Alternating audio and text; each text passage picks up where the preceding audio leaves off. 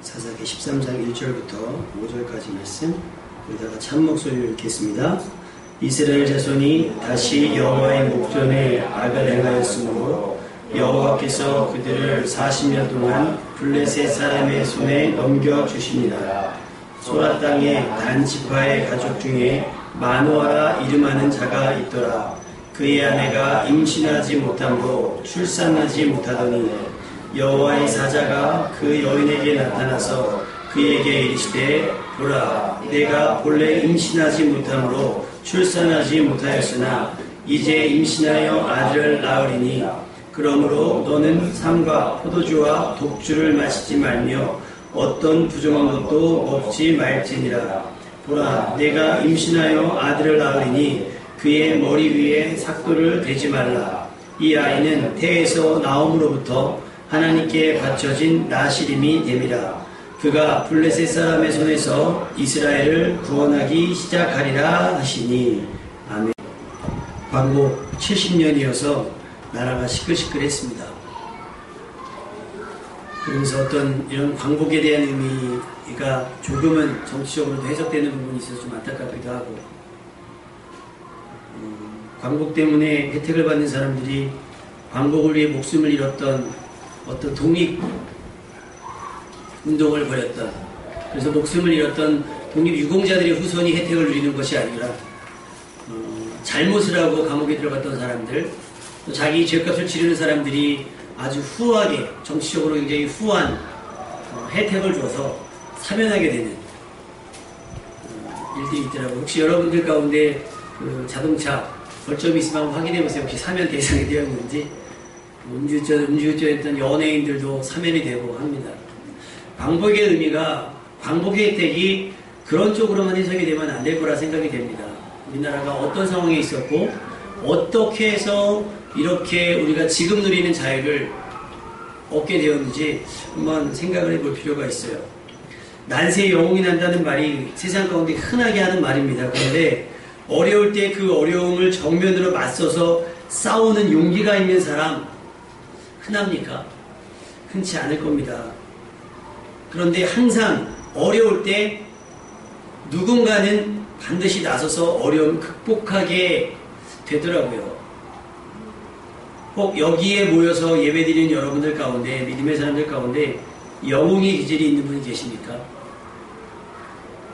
그렇다면 혹시 영웅이 될 충분한 가능성이 있는 분의 가족들도 그 어려움에 맞서려고 하는 여러분을 응원하고 있거나 혹시 그 부분을 지지하고 있습니까? 누구나 영웅이 될 기회는 있습니다. 그런데 생각해보면 아무나 영웅이 될 수는 없더라고요. 왜냐하면 마주한 현실이 너무나 어렵고 마주한 현실이 너무나 위험하기 때문입니다. 오늘 13장 1절은 굉장히 우울하게 시작을 하죠. 이스라엘 자손이 다시 여호와의 목전에 악을 행하였으므로 여호와께서 그들을 40년 동안 블레셋 사람의 손에 넘겨주시니라. 이런 부분들 때문에, 성경에 기록된 이런 부분들 때문에 혹시 재난이 있거나 전쟁 가운데 어려움을 겪는 나라들은 죄 때문이다 라고 하는 성경적 결론을 내는 분들이 굉장히 많이 있어요. 예를 들면 지진이 났어요. 아, 거긴 하나님을 믿지 않아서 그랬다. 쓰나미, 일본 쓰나미가 있을 때 아, 거기도 하나님을 믿지 않아서 그랬다라고 하는, 그분들 나름대로 성경적 대안이지만 우린 그렇게 무조건 그런 것들을 다 해석하면 안 돼요. 그냥 긍휼히 여기는 마음이 있어야 할 것입니다. 아멘. 원인이 어디 있든지 간에 그걸 몽땅 여호와의 목전에 악을 행했다. 여러분, 어느 나라가 블레셋의 손에 넘겨간 거예요? 이스라엘이에요. 하나님을 믿어야 하는 백성이 믿지 않았을 때 재앙이 오는 거고, 하나님의 백성, 하나님을 예배해야 되고 하나님께 기도해야 되고 하나님의 마땅히 찬송을 드려야 하는 민족들이 하나님 앞에 온전히 서지 못했을 때 이런 재앙이 일어나는 것이지, 아직 하나님을 알지 못하는 사람들은 하나님이 안타까워하시지 그들을 징벌이나 재앙의 대상으로 두지 않는다는 사실을 여러분 명심해야 할 것입니다. 안타깝게도 많은 사사들이 스쳐 지나갔음에도 불구하고 이스라엘은 또다시 여호와의 목전에 악을 행했습니다. 여러분은 다시 악을 행하는 어리석은 백성이 되지 않기를 주님의 이름으로 부탁을 드립니다. 전에도 늘 말씀을 드리지만 혹시 여러분의 삶 가운데 곤란함이 있거나 어려움이 있거나 힘든 일이 생겼을 때 혹 내가 하나님 앞에 잘못 행하고 있는 일들이 있지 않은지 한번 잘 생각해 보셔야 돼요. 믿음 없는 사람들에게는 이런 일들이 미치지 않아요. 그런데 예배해야 될 사람이 또 하나님께 드려야 할 것을 드리지 않고 혹 하나님 앞에 가지지 말아야 할 것을 가진 분이 있다면 그것 때문에 곤란한 지경을 충분히 당할 수 있다고 하는 사실을 여러분은 명심해야 합니다. 이스라엘 백성이 여호와 앞에 악을 행하고 그래서 블레셋 손에 40년 동안 넘겨지게 되었을 때에 그때 하나님께서 여호와의 사자를 통해 임신하지 못하는 여자에게 나타나 임신을 선언합니다. 여러분, 아이를 갖지 못하는 사람에게 아이를 갖겠다라고 하는 말은 축복입니까? 저주입니까? 축복이죠. 너가 본래 임신하지 못함으로 출산하지 못했으나 얼마나 불행하고 얼마나 속상한 말입니까? 그런데 아들을 낳는다는 거예요. 임신을 못했지만 이제 임신하게 되었다라는 거예요. 얼마나 축복된 말씀입니까? 불가능했던 일이 현실이 되고 정말 바라고 구했던 일이 이루어진다니 얼마나 기쁘고 설레겠습니까? 그런데 이 임신과 출산에는 특별한 의도가 숨겨져 있습니다. 왜? 얼마나 특별하길래 여자에게 이런 당부를 합니다. 우리 4절 말씀을 한번 다 같이 읽어볼까요? 13장 4절 말씀.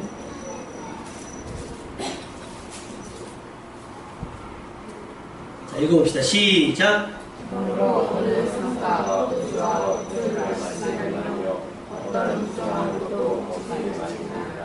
임신하는 모든 여인에게 해당되는 말씀은 아니고요. 오늘 이 임신과 출산을 얘기하는 여호와의 사자가 그 여인에게 당부하는 것은 지금 이 임신과 출산이 보편적인 임신과 출산이 아니라 어떤 특별한 의도이기 때문이라고 제가 아까 말씀을 드렸잖아요. 그러니까 임신을 하게 된, 임신을 감당하게 될 여인조차도 너는 삼과 포도주와 독주를 마시지 말며 어떤 부정한 것도 먹지 말라라고 말씀하고 있습니다. 이것이 우리가 배워야 하는 하나님의 뜻을 받는 태도여야 될 줄로 믿습니다.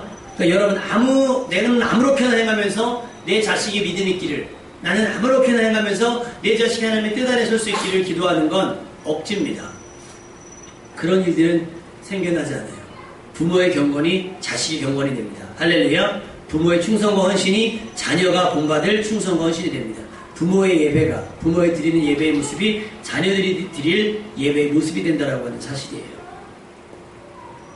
여러분도 앞으로 포도주와 독주를 마시지 말고 어떤 부정한 것도 행하지 않는 여러분 되시길 주님의 이름으로 부탁을 드립니다. 그럼 여러분의 자녀가 하나님 앞에 특별하게 되어질 것입니다. 부정한 것을 멀리해야만 하나님께서 여러분의 삶을 통해서 하나님의 선하신 일과 큰 구원이 나타나게 될 겁니다. 자신만 부정하지 않는다고 되는 것은 아닙니다. 하나님께서 허락하신 새 생명도 특별한 방법으로 야유케 됩니다. 뭐라고 말씀하셨죠? 5절 말씀에 머리 위에 삭도를 대지 말라. 왜냐하면 이 아이는 태에서 나옴으로부터 하나님께 바쳐진 나시림이 됩니다. 할렐루야. 그러니까 이 아이가 나시림이 되지 않을 거면 임신하고 출산할 이유가 없는 거예요. 하나님께 드려져야 하기 때문에 하나님의 일을 감당해야 될 일꾼을 출산하기 위해서 임신이 허락된 것이지, 너 만족하고 너 기쁘고 너 즐거우라고 임신과 출산을 허락한 것은 아니라고 말씀하고 있는 겁니다. 얼마나 신경을 쓰고 얼마나 관심을 갖고 이 아이를 양육해야 되겠습니까? 머리에 삭도를 대지 말아야 되고 포도주와 독주를 마시지 말아야 되고 부정한 것은 부모와 마찬가지로, 자기 부모와 마찬가지로 행하지 말아야 되고 하나님의 구별된 백성, 나시린이 되는 겁니다. 그렇듯이 오늘 본문의 말씀은 여러분이 다 알고 있는 삼손입니다. 삼손은 그렇게 임신과 출생이 그리고 또 그의 성장이 매우 특별했습니다. 사사기 13장 24절 25절을 계속해서 보면 그 아이가 자라매, 삼손이 자라매 여호와께서 그에게 복을 주시더니 소라와 에스더 사이 마하네단에서 여호와의 영이 그를 움직이기 시작하셨더라. 할렐루야. 여러분의 가정과 여러분의 자녀에게 하나님께서 복을 주시고 여호와의 영이 여러분과 여러분의 자손을 움직일 수 있었으면 좋겠습니다. 할렐루야. 내 맘대로 사는 것을 하나님께서 무조건 보호해달라고 기도할 것이 아니라 나의 삶이 하나님의 영에 의해서 움직일 수 있도록 소원하는 것이 믿음 있는 그리스도인들이 마땅히 구할 기도의 제목인 줄로 믿습니다. 그런데 하나님께 복도 받고 하나님의 영의 인도하심을 받았던 삼손의 치유를 여러분 알고 계십니까? 사사기 16장 28절부터 30절에 기록되어져 있는데 삼손은 교회를 다니지 않는 사람들도 알고 있는 이야기 중에 하나입니다. 여러분 알다시피 눈이 빼어지고 짐승처럼 맷돌 같은 걸 돌리다가 조롱거리가 됐지요. 놀림거리가 되고 블레셋 사람들의 오락기처럼 되어졌습니다.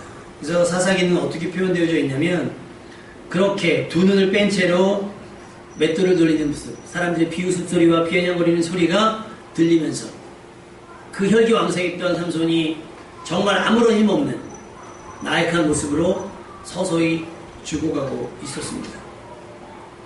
어떻게 하나님께 복을 받았던 나실인으로 구별받았던 삼손이 이렇게 죽을 수밖에 없었을까요?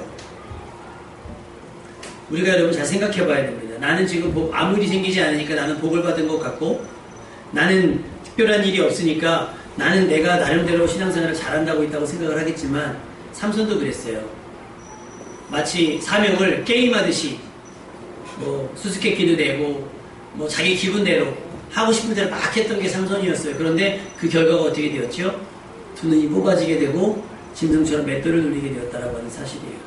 여러분이 지금 나는 이게 최선이고 이렇게 하면 되지 않겠어? 뭐 남들도 그러는데 뭐 하면서 여러분이 안일하게 생각하는 신앙의 모습이 혹 삼손의 모습은 아닌가 여러분 잘 생각해 보셔야 될 겁니다.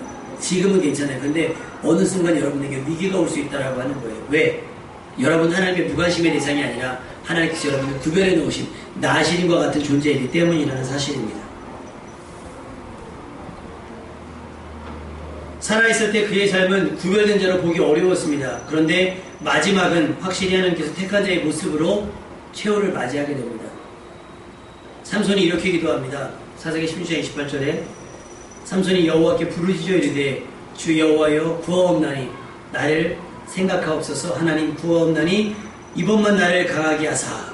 여기까지만 보면 삼손이 얼마나 간절한지 알 수 있어요.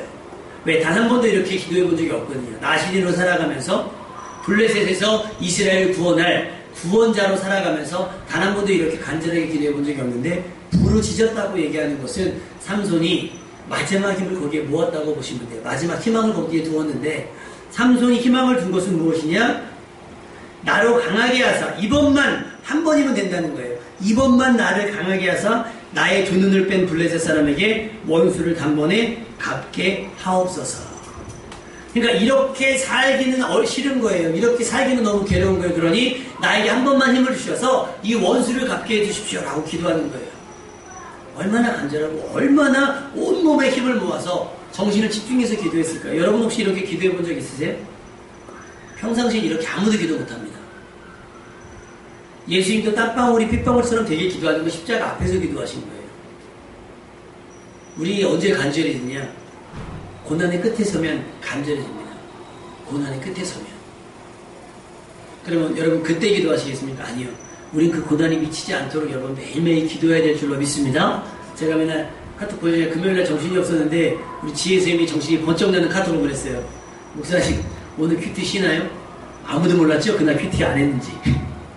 지혜쌤이 오늘 큐티 쉬나요? 때 그 말에 번쩍 나가지고 제가 큐티를 보냈어요. 웬만하면 깜빡 잊어버리지 않는데 죄송하게 생각합니다.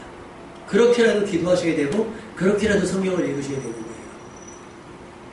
제가 큐티를 시작한 이유에 대해서 말씀하셨잖아요. 분주하다 보니 말씀 한 절을 읽기도 힘든 시대라는 거예요.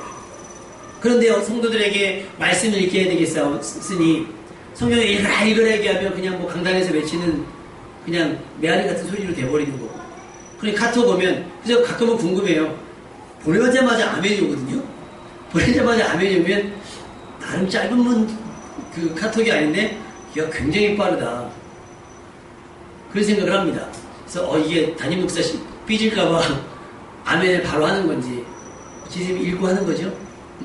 감사해요. 묵상하고 반사적으로 또 큐티야 아멘 하는 것이 아니기를 부탁을 드립니다. 기도가 실려 있어요. 같이 기도하고 그 성경을 읽으면서 그거와 좀 나는 또 다른 은혜가 있다면 밴드에 같이 올려주셔서 같이 은혜를 나눴으면 좋겠어요. 왜? 아직 우리는 삼손처럼 기도하기에는 아직 덜 힘들잖아요. 아직 살만하니까. 여러분 삼손의 지경까지 가면 식음을 정폐하지 되지 않겠습니까?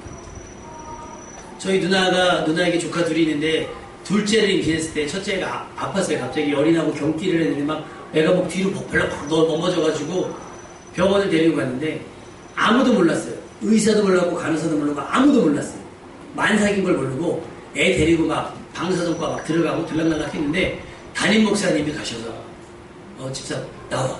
임신한 사람이 어디 들어갈게. 깜짝 한바트면 만삭인 여자랑 같이 들어가서 지금 뭐 얘보다 좀 컸을 때니까 이제 돌 지났을 그때였으니까 만삭이고 걔도 이제 돌 지난 애니까 부모가 더 어시스트를 해야 되잖아요. 그 들어가서 있는 걸 CT를 찍는다고 들어가고 있는 걸 그렇게 있는 거예요. 애가 아프니까요. 엄마는 자기 몸 상태를 돌볼 겨를이 없더라는 거예요. 여러분 꼭 그 지경이 되어서야 기도하시겠습니까?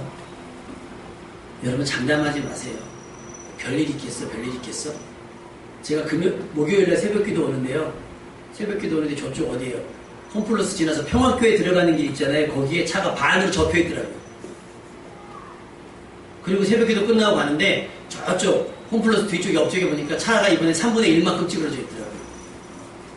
오늘 아침에 차량 운행 이렇게 애들 데리고 오는데 여기 어디예요? 콜마트 앞에 거기도 차가 찌그러져 있더라고요. 그 사람들이라고 오늘 사고 날 거라고 예측 아무도 못했을 거예요. 설마 무슨 일 있겠어? 설마 무슨 일 있겠어? 왜 안심하는 거죠? 왜 하나님께서 여러분을 돌보실 거라고 생각하죠? 왜 여러분은 하나님의 은혜와 안전한 가운데 거할 거라고 생각을 하시죠?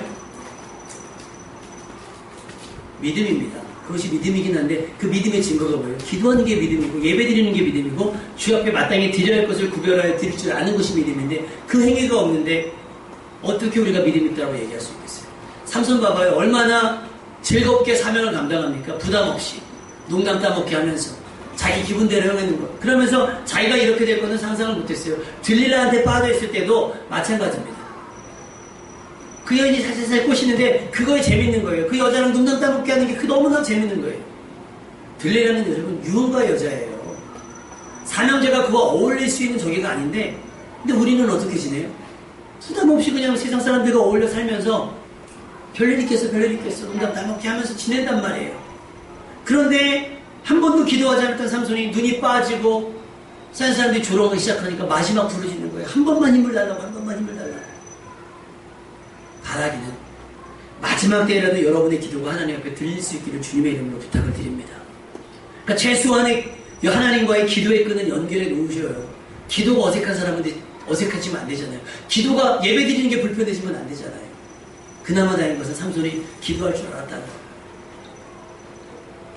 그래서 저는 이 앞부분 삼손에 대해서 이야기를 모른다면 이 앞부분만 보면 원수 같고 살기를 원하는 거예요. 우리가 주인공 해피엔딩으로 막 복수해가지고 막 다시 그들 앞에 당당하게 서는 모습을 상상하겠지만 그렇지 않더라고요. 삼손이 뭐라고 얘기했냐면 우리 30절 한번 말씀 한번 보고 왔으면 좋겠어요. 30절 말씀 29, 30절 말씀 20절, 30절 시작 한번 읽으실게요. 29, 30절. 예, 13장, 아니 16장, 29, 30. 사사기 16장, 29, 30.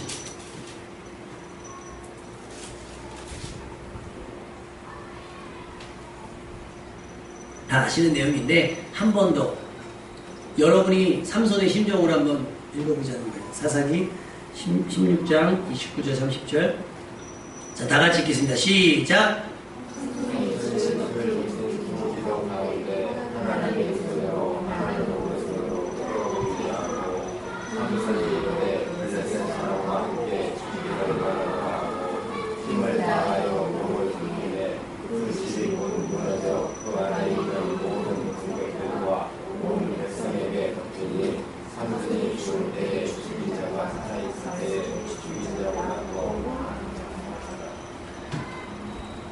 구하옵나니 나를 생각하옵소서. 하나님이여 구하옵나니 이것만 나를 강하게 하사 원수를 갚았으면 좋겠습니다라고 하는 소원은 저들을 죽이고 내가 살겠다는 얘기가 아니라 내가 저들과 함께 죽겠습니다라고 하는 각오예요. 삶의 아쉬움과 미련이 없는 사람이 어디 있겠습니까? 그러나 삼손은 하나님께 마지막 힘을 블레셋과 함께 죽는데 모아줄 수 있게 해달라고 부르짖어 기도했습니다. 영치가 없는 거죠. 삼손조차도. 눈 빠진 채 살아갈 용기가 없었던 거예요. 왜? 눈이 빠질 수밖에 없는 삶을 살았으니까. 들릴라에 취해서 사명은 잃어버렸으니까. 여러분의 사명은 기억하고 있습니까? 여러분이 여전히 사명을 감당하고 있습니까? 바라기는 여러분이 그 사명을 감당하셔서 여러분은 항상 하나님의 인도하심과 돌보신 가운데 거할 수 있기를 주님의 이름으로 부탁을 드립니다. 한번 죽는 것은 사람에게 정한 것이라는 것을 우리 알고 있습니다. 그런데 우리가 사는 모습을 보면 마치 영원히 죽지 않고 살 것 같습니다. 그런데 분명 우리에게 마지막은 옵니다. 여러분의 마지막은 어떨 것 같습니까? 혹 여러분의 마지막이 이렇게 삼손처럼 처참한 광경이 되지 않기를 바랍니다. 마지막 힘을 내서 죽기를 원하는 삶이 되지 않았으면 좋겠어요. 매 순간 죽을 것처럼 충성합시다. 죽도록 충성합시다. 할렐루야. 그러고 나면 마지막에 뭐 죽을 힘이 아니라 우리 매 순간 죽을 것처럼 살아가는 거예요. 오늘이 마지막인 것처럼 마음껏 충성하고 또 마음껏 사랑하면서 살아가는 거예요. 오늘 죽을 줄 알았는데 죽어가는 사람 앞에 잔소리 하겠습니까? 너 왜 치아 가운데를 짜니? 너 왜 휴지 다 쓴 거 왜 아무데나 버리니? 죽어가는 사람 앞에 그런 얘기 못할 거 아니에요. 왜 양말 뒤집어 놓니? 이런 얘기는 언제 합니까? 이 사람이 죽지 않을 거라고 생각이 있을 테니까 바가지를 놓는 거겠어요. 그죠? 짜증을 내는 것도 마찬가지입니다. 이 사람이 오늘 죽지 않고 살 거라는 기대 때문에 우리 막 짜증내고 신경질 내고 싸움하고 다투는 거예요. 그런데 죽을 사람 앞에서 막 숨벌떡벌떡 하는 사람 앞에서 너 양말 뒤집어 놓더니 너 왜 나한테 바가지 놓니? 이런 거는 왜 그러겠어요? 오늘이 마지막인 것처럼 힘을 다해서 할렐루야 마음을 다하고 죽도록 사랑하시고 죽도록 하나님께 충성하는 여러분 되시길 주님의 이름으로 부탁을 드립니다. 그럼 하나님께서 내일 살 힘을 공급해 주실 거예요. 아멘.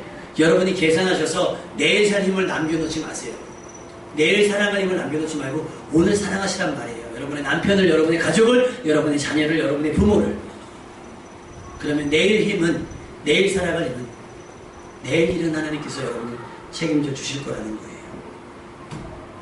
삼손은 그렇게 죽었습니다. 마지막 힘을 쏟아서 블레셋 사람과 함께 죽였는데 살아있을 때 삼손이 힘이 가장 좋을 때 블레셋 사람을 죽인 사람보다 그날 마지막에 죽인 사람이 훨씬 더 많았더라고 얘기합니다. 좋은 얘기겠어요? 좋지 않은 얘기겠죠. 다시 우리나라 광복절로 돌아와서 생각해 본다면 광복 70전을 맞아서 한 사람을 생각해 보려고 해요. 유관순 1920년 18살의 나이로 세상을 떠났다고 해요. 근데 정말 처참한 여자로서 당하지 말아야 될 고문, 어린 나이에 감당할 수 없는 고문, 그 고문 끝에 서대문 형무소에서 만 18살의 나이로 세상을 떠났습니다. 그가 죽음을 당한 이유는 3.1운동, 3.1 만세운동에 참여했기 때문인데요. 젊은 나이, 꽃다운 어린 나이, 하고 싶은 일이 얼마나 많았겠어요. 근데 본인은 하고 싶은 일이 아니라 해야 할 일, 자기가 아니면 안 될 일이라고 생각해서 독립운동에 나섰다가 자기 목숨을 내어주는 꼴이 되었습니다. 그녀의 유언이 있더라고요. 여러분 아마 아실 거예요. 내 손과 다리가 부러져도 그 고통은 이길 수 있사오나 나라를 잃어버린 그 고통만은 견딜 수가 없습니다. 나라에 바칠 목숨이 오직 하나밖에 없는 것만이 이 소녀의 유일한 슬픔입니다. 나라를 잃은 고통, 차라리 내 지금 고문을 당하면서 손이 부러지고 다리가 부러지는 것, 짓이겨지는 고통은 당할 수 있다는 것. 처참하면 견딜 수 없는데 나라가 없다라고 하는 고통만은 견딜 수가 없다. 그래서 내가 슬퍼하는 건 내가 죽는 것이 아니라 내가 나라를 위해 죽을 수밖에 없는 목숨이 한 개밖에 없다는 것이 슬플 뿐이다. 라고 하는 것이 18살 소녀의 유언이라고 하는 거예요.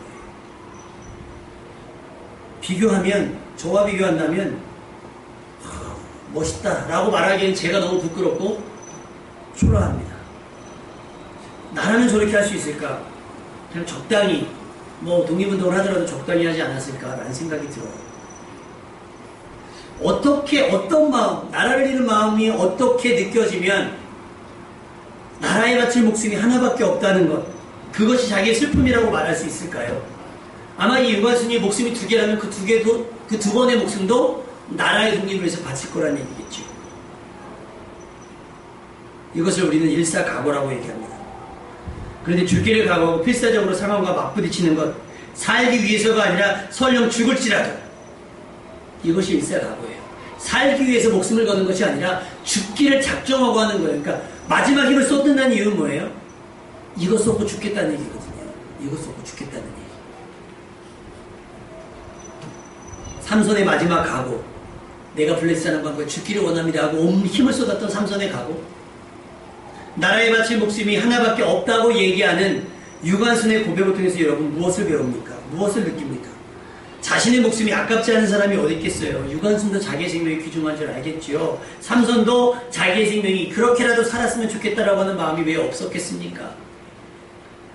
얼마나 간절해지면 자기의 목숨을 내어놓을 수 있을까요? 이제 그렇게 지켜온 나라, 우리는 어떤 태도로 어떤 모습으로 살아가야 할까요? 살아남은 자들, 그들의 죽음 때문에 누리는 자유를 살아가는 우리는 어떤 태도로 살아가야 할까요? 그들이 죽어가면서 너도 나처럼 죽어 이렇게 얘기하지 않았습니다. 누구도 개인에게 죽음을 재촉하거나 요구할 수 없어요. 삼손도 유관순도 각자의 선택이었습니다. 그러나 그들의 죽음이 종준되어진 것은 나라를 위한 죽음이었기 때문입니다.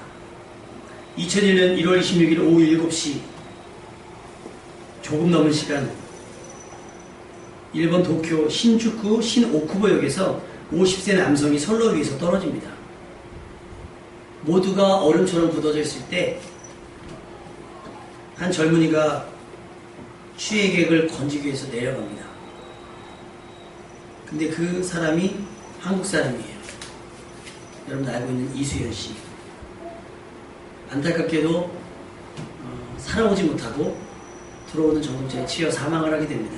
이 일로 이수연 씨는 일본의 영웅이 되었습니다. 그런데 영웅이 되기 위해 치른 대가는 너무나 엄청나요. 유명해지면 뭐합니까? 보상을 받은 거예요. 매년 그를 위한 어떤 제사가 지내지면 뭐합니까? 본인이 없는데. 목숨이 그래서 중요한 거예요. 잃으면 없어지는 거거든요. 이 땅에서는. 그럼에도 그의 삶과 죽음을 헛되다고 말하는 사람이 없습니다. 다만 안타까울 뿐이죠. 지금도 여전히 여기저기서 자신의 목숨을 걸고 살아가는 사람들이 많이 있습니다. 모두가 피해 달아날 때 그 화마 속에, 불구덩이 속에 들어가는 소방관들이 그렇고요. 흉기를 들고 난동을 부리는 사람들 모두가 도망칠 때 그를 제압하기 위해서 목숨을 내놓고 그에게 달려드는 경찰관들이 있습니다. 또 언제 터질지 못하는 폭탄 사이를 지나다니는 군인들이 있습니다. 할 수만 있다면 우리가 그들의 안전을 위해서 기도했으면 좋겠습니다. 우리 여러분에게 묻겠습니다. 여러분은 지금 어디에 목숨을 걸고 있습니까? 어떤 분들은 그래요. 자식들의 결혼을 반대하면서 목숨을 걸어요. 내 눈에 흙이 들어가기 전에는 이 결혼 반대했어야 한단 말이에요. 그래서 그 농담처럼 하는 얘기죠. 야, 사소한 것에 목숨 걸지 마. 맞아요. 우린 이 목숨을 쉽게 걸어요. 근데 정작 정말 그 상황이 되면 아무도 자기의 목숨을 내놓으려고 하지 않아요. 그런데 온전히 자신을 위해서가 아니라 우리를 위해서 목숨을 걸기 위해 이 땅에 오신 분이 있습니다. 마태복음 20장 28절에 보면 인자가 온 것은 섬김을 받으려 함이 아니라 도리어 섬기려 하고 자기 목숨을 많은 사람의 대속물로 주려 함이니라. 할렐루야. 예수님께서 오실 때부터 목숨을 주기 위해 오셨다고 말씀하고 있습니다. 자기 목숨을 많은 사람의 대속물로. 처음부터 작정된 일이에요. 예수님은 양들을 위해서 목숨을 버리는 선한 목자셨습니다. 요한복음 15장 13절 친구를 위하여 자기 목숨을 버리면 이보다 더 큰 사랑이 없다고 말씀하시고 우리를 친구 삼아주시고 우리를 위해서 기꺼이 자기의 목숨을 버리셨습니다. 그래서 큰 사랑을 확인시켜 주셨습니다.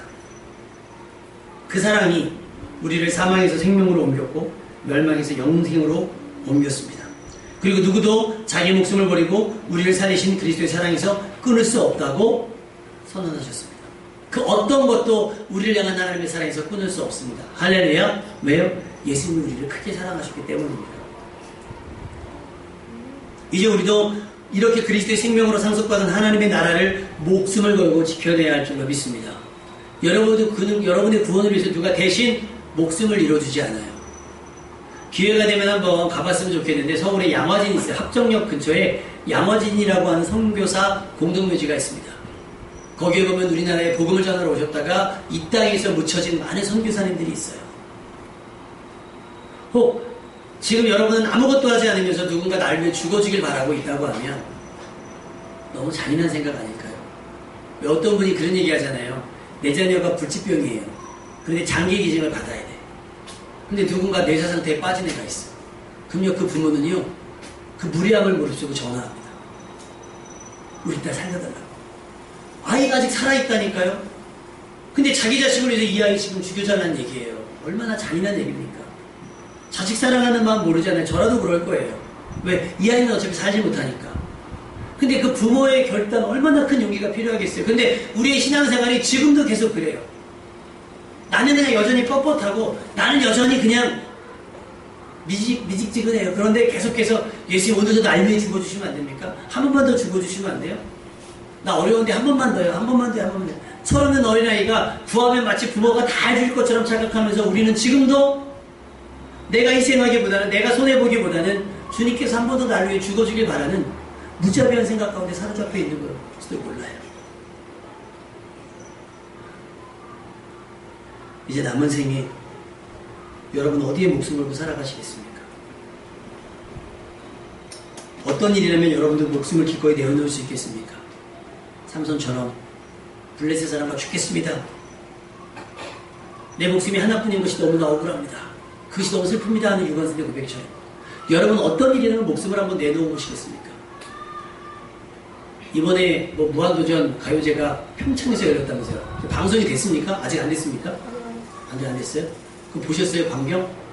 아주 실시간으로 중계하더라고요. 사람들 줄 선 모습부터 시작해가지고. 그럴 때 그런 광경을 보면서 우리가 야 저기 아주 목숨 거는구나 그런 얘기 하잖아요. 그게 뭐라고 거기 가서 막 몇 시간씩 2박 3일 어떤 사람은 2박 3일 텐트 치고 기다렸던 사람도 있고 목숨을 걸더라고요. 미국에서 무슨 블랙 프라이데이 되면요 거기는 월마트 앞에 장사진을 이런대요. 애플 핸드폰 하면 1번으로 사겠다고요. 막 맨날 목숨을 걸어요. 진짜 정말 목숨을 건 건 아니겠죠. 정말 목숨 걸 각오로 그렇게 한단 말이에요. 여러분 어디에 목숨 거시겠습니까? 하나뿐인 목숨.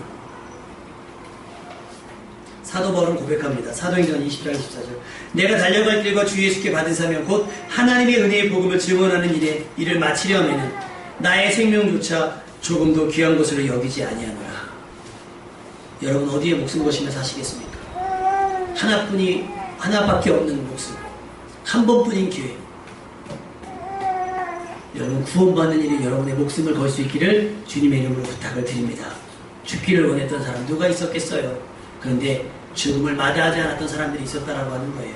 그렇게 하나님의 나라는 지켜졌고 그렇게 또 우리나라는 지켜졌습니다. 여러분이 목숨을 버릴 각오가 있어야 여러분의 가족들의 구원도 지켜지는 줄로 믿습니다. 그렇게 여러분의 목숨을 다해서 마음을 다 뜻을 다 목숨을 다해서 하나님 사랑하시고 여러분의 가족들을 사랑해서 반드시 마지막 날에 모두가 구원받는 그 구원의 은혜가 여러분의 가정 가운데 여러분의 삶 가운데 나타나기를 주님의 이름으로 축원합니다.